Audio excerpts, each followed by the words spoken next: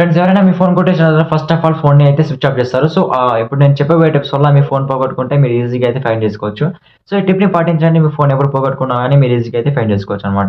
So, ఈ tips ఏంటో తెలుసుకుందాం. అంతకంటే ముందు మన ఛానెల్‌ని కొత్తగా చూస్తుంటే ఫాలో అండ్ సబ్స్క్రైబ్ అండ్ ఒక వీడియోకి లైక్ చేసుకోండి. చాలా మందికి రీచ్ అవుతుంది. సో, ఫస్ట్ టిప్ వచ్చేసరికి ఏంటంటే first of all setting open చేసుకోండి. సెక్యూరిటీలోకి పోయి ఇక్కడ వచ్చేసరికి మీరు సెర్చ్ చేయాల్సింది ఏంటంటే మీరు పవర్ ఆఫ్‌కి కూడా పాస్వర్డ్ పెట్టాల్సి ఉంటుంది. ఇక్కడ పాస్వర్డ్ ఇది పెట్టేసిన తర్వాత ఏమవుతుందంటే ఎవరైనా మీ ఫోన్‌ని స్విచ్ ఆఫ్ చేద్దామని చూస్తే అప్పుడు మీ ఫోన్ పాస్వర్డ్ అయితే ఇక్కడ స్విచ్ ఆఫ్ చేయడానికి పాస్వర్డ్ అయితే అడుగుతుంది.